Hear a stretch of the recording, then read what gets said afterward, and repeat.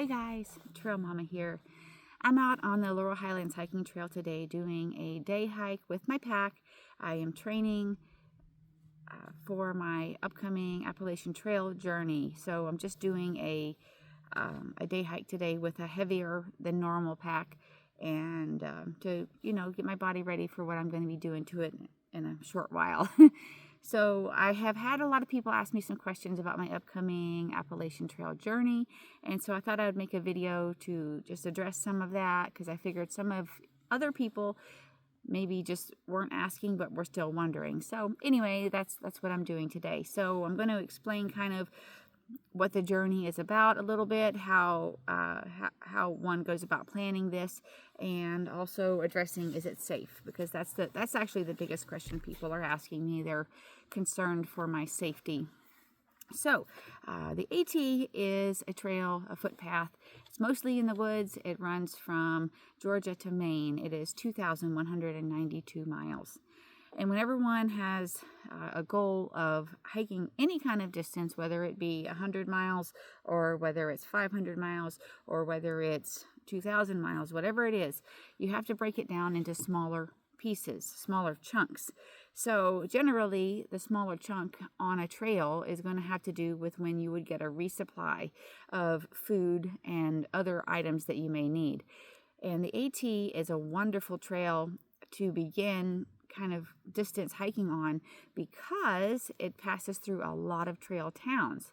A trail town is a town that is either right on the trail or very near the trail, that you could have access to getting food, backpacking food, that you could have access to real food from a grocery store, potentially restaurants. You could have access to shelter of some sort, like a hotel or a hostel. You could have access to laundry, a laundromat, or potentially laundry at wherever you're staying. You can have access to electricity, so you can recharge your batteries and all of that kind of thing. And some of the places have doctors, medical, urgent cares or hospitals or whatever like that. So that's the significance of the AT, is that generally speaking, it's said that you would pass through a town approximately every 3 to 5 days on this trail, so that you could then resupply every 3 to 5 days. And that's a really big deal. It kind of makes the journey a little bit easier versus having to go like 2 weeks without getting a resupply, because it's to carry a week's worth of food it's a lot. It's a lot of food, and it takes up a lot of space, and okay, that's fine, but it just makes the journey easier whenever you have access to that. So some of the trail towns actually are right on, like the trail actually goes right through them. For example, Harper's Ferry and Neal's Gap, and somewhere up in the northern part, I was just reading that it actually passes through a zoo. Like, that's kind of cool. And some of the trails are half a mile off, like you'd have to like go on the road for half a mile to get to the town, or some of them are 10 miles off. So for that route, you'd have to use a shuttle, or some people do hitchhiking. So like, there's just different ways of getting access to these places. There's a lot of information out there on an app called Far Out. There's a lot of information also in the AT guidebook that I'm looking at to let you know about shuttles and about like who's safe, basically, that who does this stuff. And so, and the app that I just mentioned, Far Out, I got that. I downloaded the trail. My friend Kip actually gave me Trail Magic already, because he paid for that for me. It was that was cool. Thank you, Kip. So I'm looking at it, right, and I'm just trying to familiarize myself with it a bit, and it is just so awesome, because it has all the information on hostels. It has like where they are. It has information about seasonal water, whether or not the water is flowing. Like, the hikers can actually update it like today, right now, so you can know if there is a water source that's half a mile away from camp, but it's down a hill and it's seasonal. And somebody went down there yesterday, and they can say, hey, it was flowing, or no, it wasn't. Don't waste your time. Go up the trail a mile to find your water or whatever. So like that is such an awesome resource. I'm super excited and happy that that's a thing because it will make the journey easier as well. So yeah, so that's a cool thing. And thinking about the advances that's come over the years since the AT even was created, right? And thinking back, like when Grandma Gatewood first did it, she was the first woman to ever through hike the trail, and she was in her 60s, and she just, like, it was so different for her.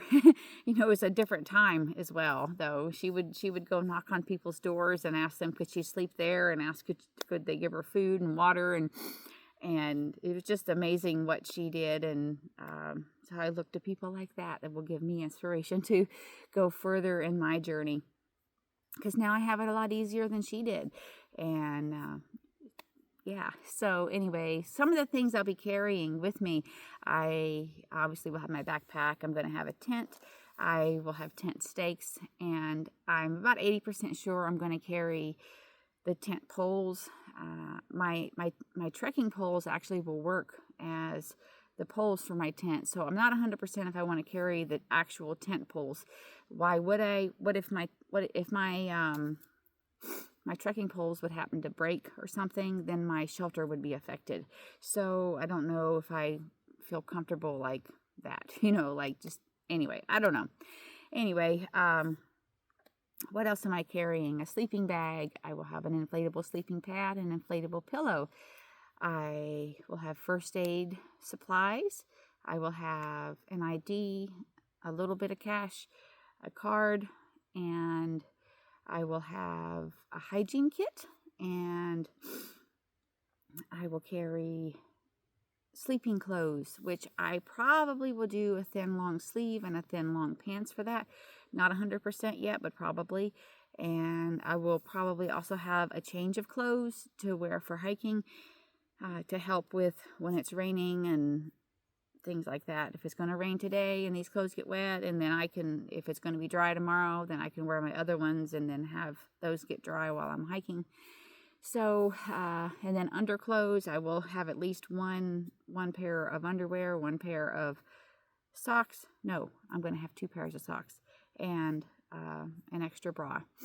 I will have food, obviously, and also with that, I'll have supplies to hang the bear bag. I'm using a bear bag versus a bear can. A bear can is this hard plastic thing, but it's bulky and it's just harder to work around. And instead, I'm going to use this bag that's made out of the Dyneema that's my pack's made out of as well. And it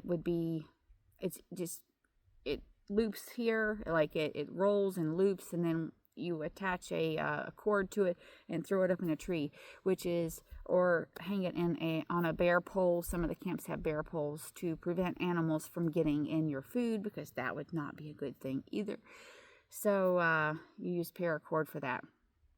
And let me see, what else do I have in my pack? I'm going to have a shovel for digging cat holes, toilet paper, hand sanitizer, water filter, which I use the Sawyer Squeeze, and a C-Knock bag. And I generally carry 2 Smart water bottles. They're 1 liter, and then like a 20 or 750 milliliter. I don't remember. There's a smaller size that I carry that I'll actually have in a pocket on my shoulder strap, so that I have easy access for my water while I'm hiking. I will have a pot and a stove. I use the pocket rocket and a little small canister of fuel, and a long-handled spoon, and a cooking cozy. So I made a whole bunch of meals, and I put them in Mylar bags, and they're sealed up, and you can actually cook in those, or you could cook in Ziploc freezer bags as well. You can put boiling water in them. So I will, that's how I'm going to cook out there. That's how I normally cook here. I just love the ease of only boiling water, pouring it in my bag, having my bag inside my cooking cozy, sealing it up, letting it sit for 10 to 15 minutes, stirring it, and then the food's ready. My pot's not dirty, and I could just eat my food and just have a little bit of trash, which you'd have anyway with food, and I love it. I think it's super easy, and it just makes life so simple. So that's my food, or my cooking things. What else will I have? Carrying with me trekking poles. Obviously, I'll have trekking poles. And I think that's the basics. Oh, a phone charger. I'll have a Anchor battery charger plus cords. I'll have to have a cord to plug into the wall as well, so that when I'm in a space that has electricity, I can charge up my chargers and my phone and everything. So I think that, rain gear. Rain gear is what else I'll have. I'm going to have just a rain jacket and rain gloves. I am not going to do rain pants. I've tried that before, and I'm just not a big fan of that. They make a whole bunch of noise, and I just don't know. I didn't like them, so I'm not going to do that. I hope I don't regret that. But if I decide I want them, I can have somebody send them to me, or I can buy them at a store along the way or whatever. So anyway, not doing rain pants. And I will also take a thin pair of gloves and a thin beanie hat as well. And I may or may not take my puffy jacket. It depends on if the temperature is predicted to be below 50. I probably will take it, because the comfort that will come from being warm is a pretty big deal. So I'm definitely need to be aware of that, and plan accordingly. So some of the things I've been doing to get ready for my journey here is, obviously I've talked about making food. I'm still actually working on that right now. I had to make arrangements for my jobs, for other people to take over my jobs while I'm gone. So most of those arrangements have been made already. I have had to think about paying my bills ahead of time, and like having the money to do that for the bills that I pay by check. And so I actually have all of that. The ones that are paid by check, they're all already paid ahead. So yes, great. Barring a big water leak or something, that's my responsibility. My bills are caught up for a little while. The bills that are automatically withdrawn, I just will have money in my account. But it's just making sure that I have the right amount and all of that. I've also been thinking about buying what supplies that I need. I've upgraded a little bit of my gear so that the journey will be a little bit easier. And let me see what else. Training, every day I'm training. I do a lot of training every day. I'm not always training on the trail. I do a lot of training every day, though. A typical morning, I get up at between 4 and 4:30. It depends on what my morning looks like. And I do 100 burpees. I do core work. And then I run at least a mile, sometimes up to 5 miles. And then I go to the gym, and then I go to work. And I do 2 to 3 cleaning jobs in a day. Sometimes I teach a class at the gym on Mondays, Wednesdays, and Fridays at lunchtime. And then in the evening, I will work on something related to getting ready for my journey, with preparing food and packaging food, or planning my trip, looking into how many miles I want to do in a day and all that stuff. So it's just been boom, boom, boom, right? Sometimes in the evening, if my friends are available, we will go for a hike or go for a run or something. So it's just been a lot of training. And on the weekends, I try to get out when I have the opportunity. And I've been doing a lot of backpacking this year already. I've actually completed the Laurel Highlands Trail both directions, because I've done out and backs enough on it already. So I got at least 140 miles backpacked on this trail already this year. So that's super cool. I'm super excited for that. But anyway, so just training, that's been a big thing, just trying to get myself ready for what I'm going to be doing. It's just every day, just working hard, trying to get myself prepared. And so, okay, the big question that people are asking me, is it safe? So, yes, it is safe. I will tell you that here's how I view it, okay? Every single day we use a vehicle generally to get us somewhere, point A to point B. We get in a car to go somewhere, we get on a train, we get on a bicycle, we get on skis, we get on, we use a lot of things to take us from point A to point B. And we know that associated with that, there's a small risk that something could happen. But we do it anyway, because the reward is greater than the risk. And so that's how I view backpacking. There is a small risk, and I'm not going to deny that. I'm not going to deny that there's potential for something to happen. But there's a great big lot more potential that nothing like that will happen, and a lot of really great things will happen. So that's how I view it.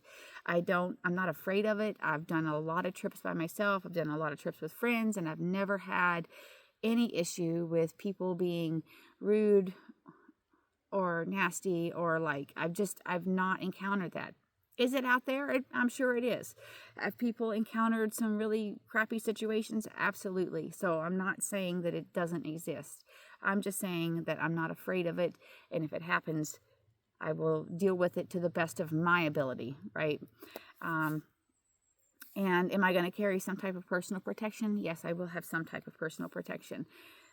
Whether that be mace, like the whole goal of having personal protection is getting away, if somebody is trying to hurt you, to be able to make them be stabilized long enough that you can get away from them. And so, yes, I will have something that will allow me potentially to do that.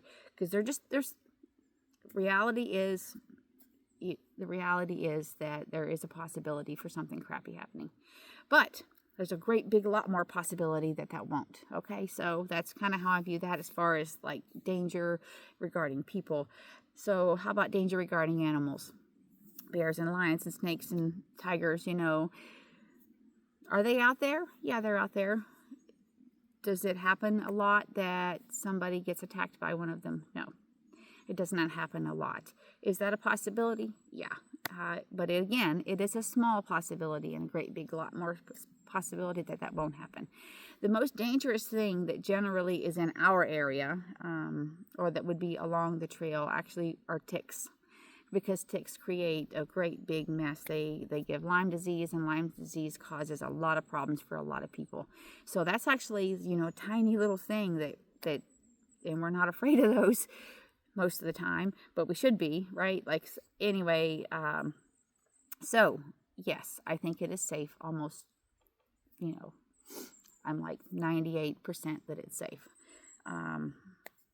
So yeah. Anyhow, I just wanted to share a little bit with you guys so that you could understand a little bit more about my journey and what's going to be happening in the very near future. So I will also be out there to let you know when I'm starting is May, June, and July is the time that I'm going to be on the trail. And I'm going to get as far north as I can, if that is, wherever that is. Yeah. Wherever it is. And that's the amount of time I have off. So that's what I can do. So I'm just going to get as far as I can get in that amount of time. So that's what I got for today, guys. I want to wish you a good day and a great life and send you much love. Happy trails. Bye now.